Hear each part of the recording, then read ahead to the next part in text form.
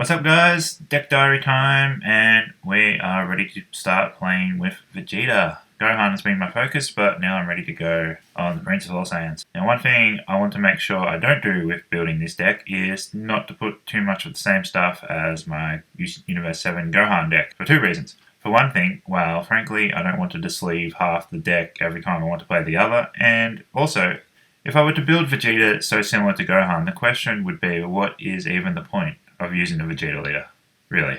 Gohan does a specific thing and it does it great. Vegeta, in my opinion, is a completely different deck with completely different strategy and should be built as such. I'm going to more or less rule out at this point using the following cards. Gohan Ultimate Essence. This card is a must play in the Gohan deck, but for it to be any use, you need to run skillless cards, which at this point I don't plan to for Vegeta. Sure, it is a searcher, but there are other options, and I'll talk about that shortly. The skillless engine, Roshi, Krillin, Android 18, Android 17, skillless cards. As I just said, I'm not thinking of running the skillless cards, so obviously that makes Krillin, Roshi, and the androids useless. Surprise Attack, Gohan, and Goku Divine Presence.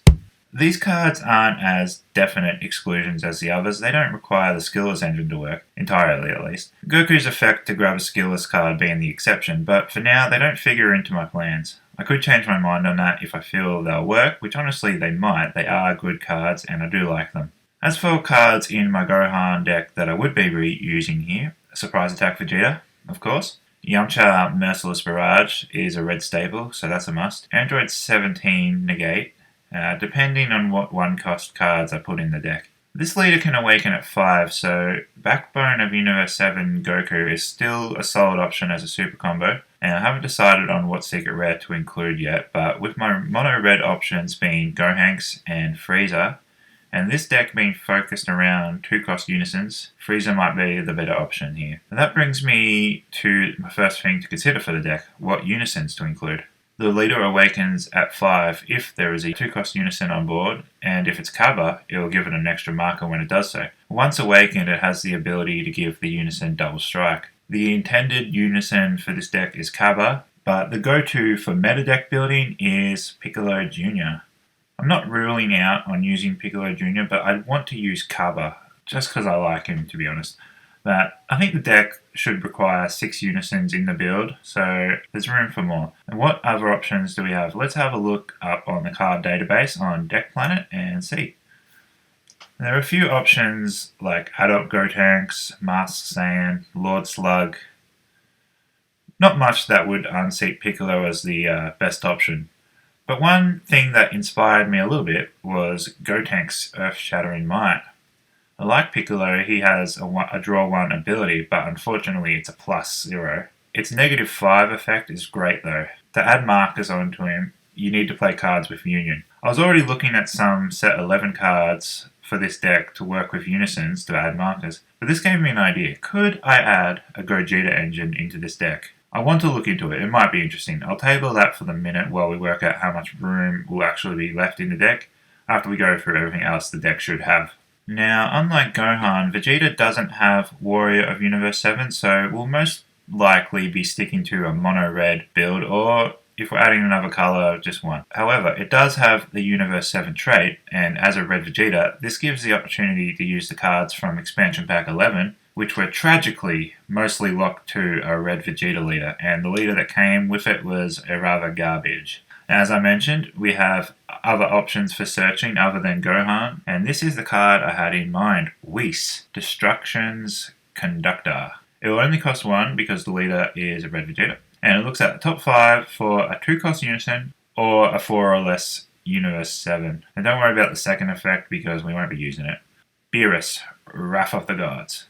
He too is locked to a red Vegeta leader, so I've wanted to use him for a while and now I finally can. He does come into play in rest mode for 1 energy as opposed to Surprise Attack Vegeta who comes in on active mode for a spirit boost. Both are unique, so you could argue it's worth running both to have both of them on board at the same time, more critical attacks. Android 17 High Alert, free blocker, enough said really. Frieza, Fair-Weathered Fiend. I wanted to use him in Gohan, and maybe I still might change things around to put him in, but let's try him here. If you have him and the Piccolo unison on board, you can really punish your opponent for countering. Moving on, Coming with this starter deck is Goku, Spirit Boost Warrior. And this card costs 4, and if there's a way to get it out for less, I don't know what it is. So I'm not too sure about this card, but I'll give it a test and see how it goes. Vegeta, Spirit Mentor, is a tournament pack card, so it may be a little bit harder to come by, but if you have some and are running Kaba in the deck, definitely worth running. I only have 1 at this point, but hopefully I can get my hands on at least 1 more. Even better if 2 more.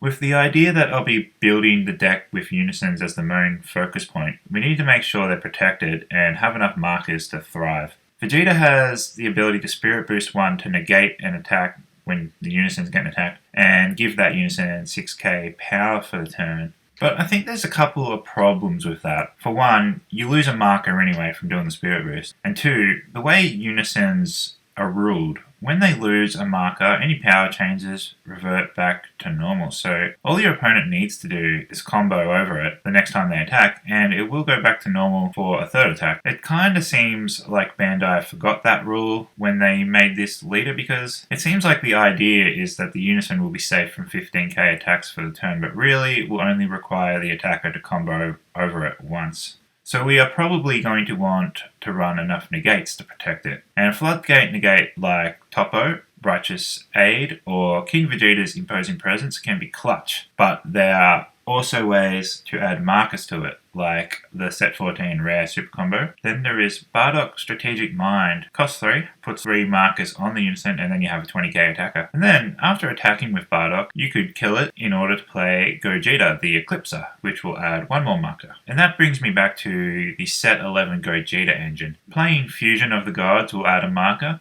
and then evolving into Technique Unchained will add another 2. That is one strategy I could build around, and here is another. With Kaba's +1 negging something 10k on the turn, could we stack that with more negging effects to control the opponent's board? Here are a few cards worth having a look at, see if they could form a good control strategy. The Final Blow, Frieza's Death Ball, Difference of Status, Vegeta Royal Evolution, Vegeta Exploiting Weakness, and Kaioken Goku Concentrated Destruction, to name a few. Vegeta's Lineage might be an archetype that could be fit into this deck. I might give that a look as well.